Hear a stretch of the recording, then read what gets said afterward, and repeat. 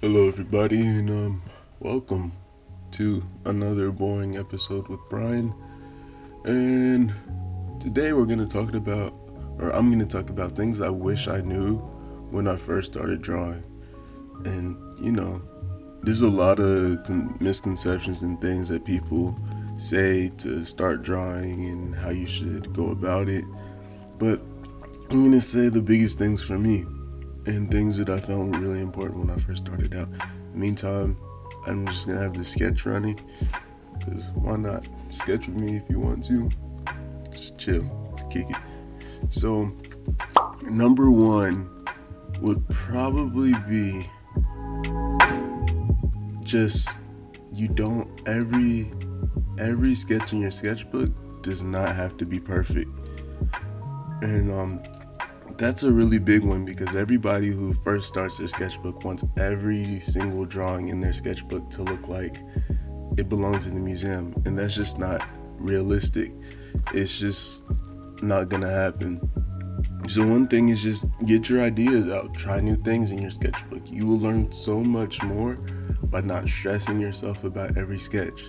So when you go back and look at your sketches, you can be like, okay, so I've completed this, I've worked on this, I've gotten better at that, things like that. And it's just really good to see your progress go throughout the sketchbook as well, from page 1 to page like 300, right? And it's really important that you get those ideas out and you let yourself be creatively free, you know? And it's just relieving when you get to create with no mental block of this has to look like this or this has to be like that. Just do as many tutorials as you can, especially if you're just starting out. Do as many tutorials as you can. Make sure you learn the right way, but don't overwhelm yourself. You want to work at your pace. And that's one thing that I see a lot of little kids doing is everything has to be perfect in the sketchbook when you're not happy. You have to learn to let go of the perfection, your perfection, whatever it is, and just draw and have fun. Excuse me. Yes, but I have so many drawings in my sketchbook where it's just like, I drew this? Like, I go back now and I'm just like, what the heck was I thinking in this? What the heck was I doing? Stuff like that. As far as all of that goes, and just learning like your anatomy, your different styles, testing out different materials, all of that. And each of my sketchbooks has a different phase. So one sketchbook was cartoon art, one was more realism, one was fundamentally drawing a face, one was breaking down anatomy, another one was comic book art. So everything will evolve with time, and that will blend into your style. Once you eventually develop a style, it's gonna blend in nicely to it. Everything's gonna go seamlessly together. And just finding those things that make you click. So for the longest time, for me, it was anime. So I would draw like Goku, or draw Naruto. I think it was like sophomore year. Don't laugh at me for anime people, but I was watching Sword Art Online for some reason, and I just wanted to draw Kirito. So I was just like, whatever. And so just those different things, and just having the mindset to go in with, I'm gonna learn, I'm not gonna be perfect, And yes, there is a saying, perfect practice makes perfect, but you gotta get those quick, rough couple of stages out. But yeah. And my second point, especially when it comes to, just learning and drawing and everything, make sure you have the right materials for what you're trying to do. When I say the right materials, not necessarily the most expensive materials, but you need the proper materials, or non-cheap but non-expensive materials to do what you have to do. So every time I think about that, I think about like alcohol markers, for example. You can get the really cheap alcohol markers, which are pretty muddy, and then you can get the really expensive Copic ones, which are like $8 a marker, and you get a set of 8, and you're already spending $60+. And if you're just beginning, you don't want to break the bank, but you also want to be reasonable and have, some pride in the materials that you buy.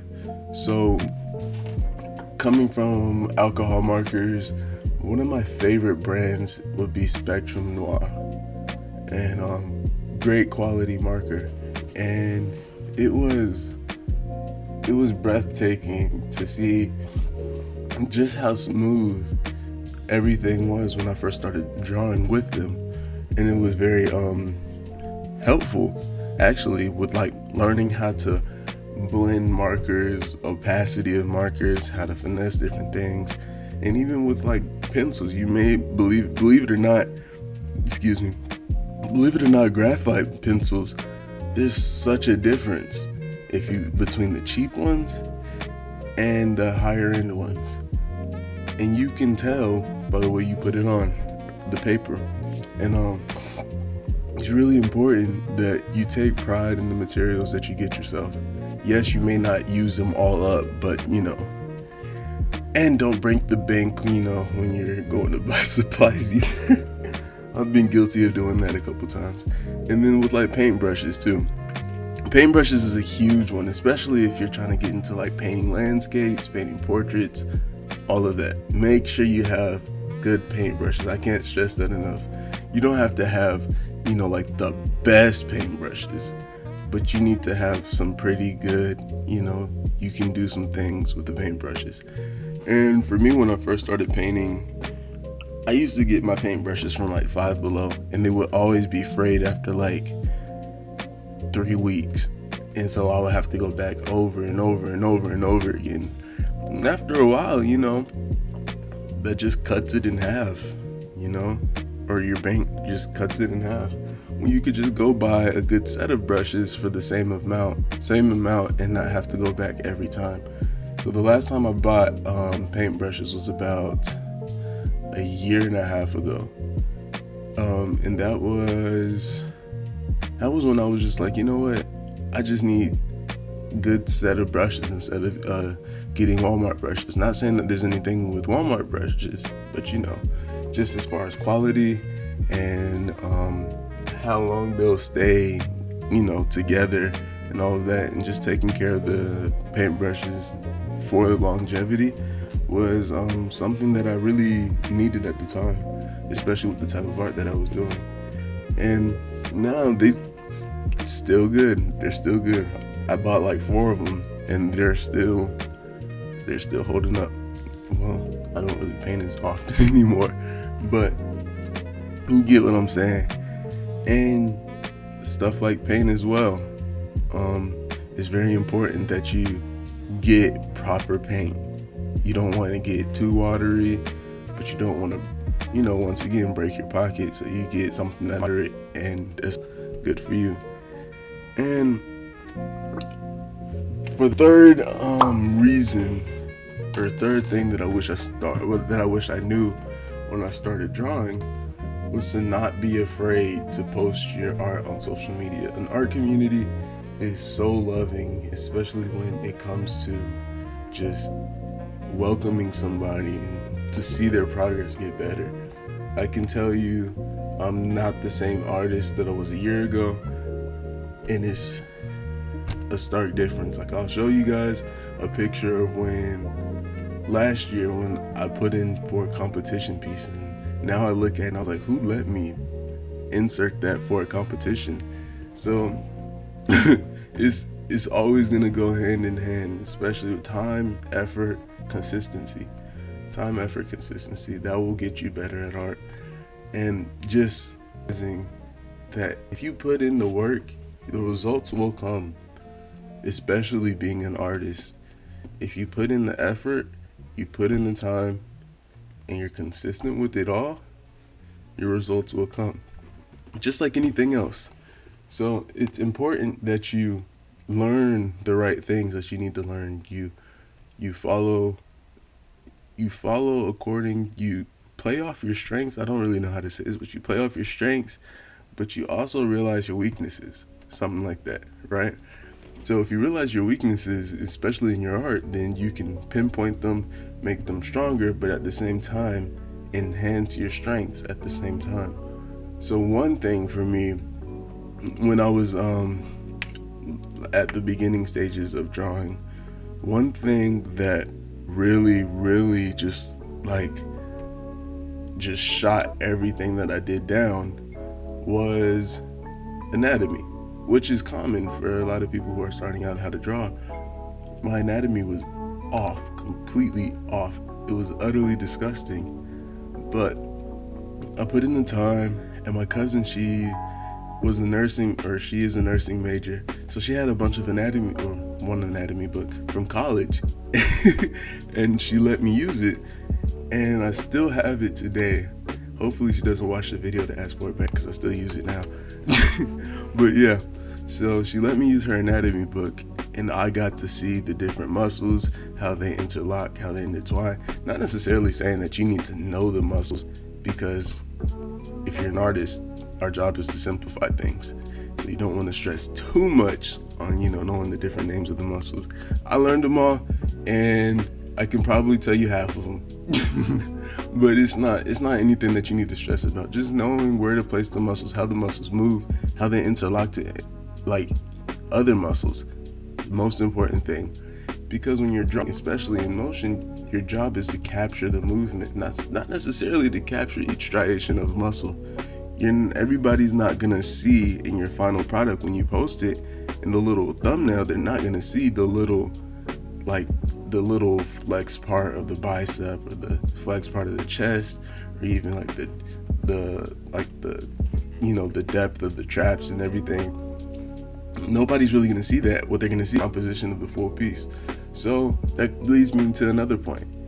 When you're drawing something that has meaning, create a story. I know it may sound, a little cliche, excuse me, but create a story. Story is the most important part of drawing. I can't stress that enough. If you tell a story, you're able, even if you feel like your skills aren't as good as you want them to be, if you tell a story, people will relate to that story, to your story, if you tell it the way you want it to be seen. So just learning different emotions, how to draw certain movements, how to convey something is this, something is that, color choice, things like that.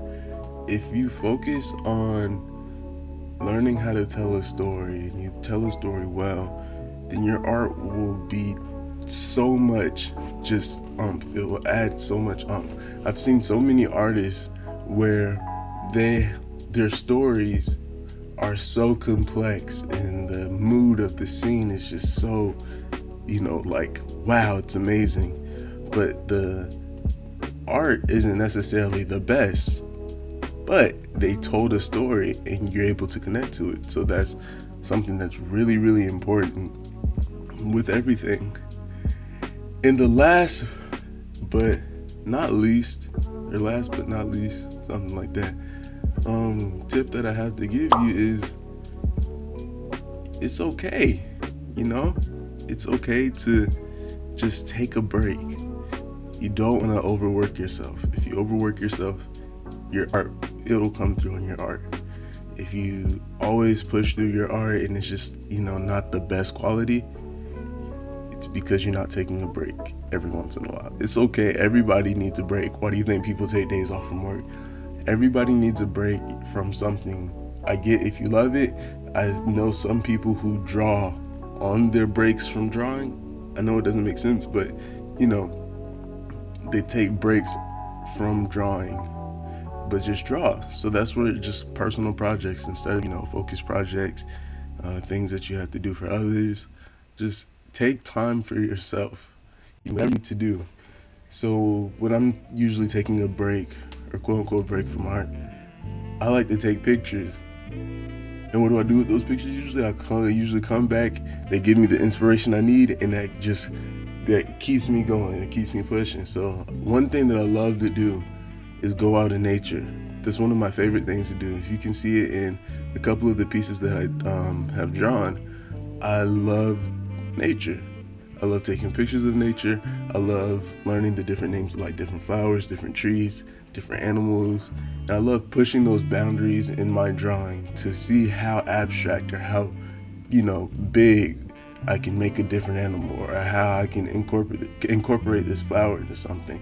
And for the longest time, I believe it was at the beginning of quarantine, it was a lot of stuff like that, I mean, different colored butterflies, different like moths and stuff.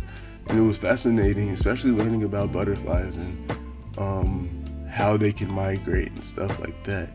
And the different colors of the butterflies, I really wanted to incorporate that into my art.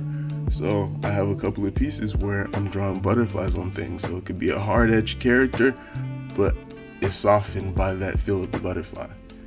So yeah, just taking a step back, just doing things for you. That's all I can say. But yep, thanks for watching the video again. I really do appreciate it.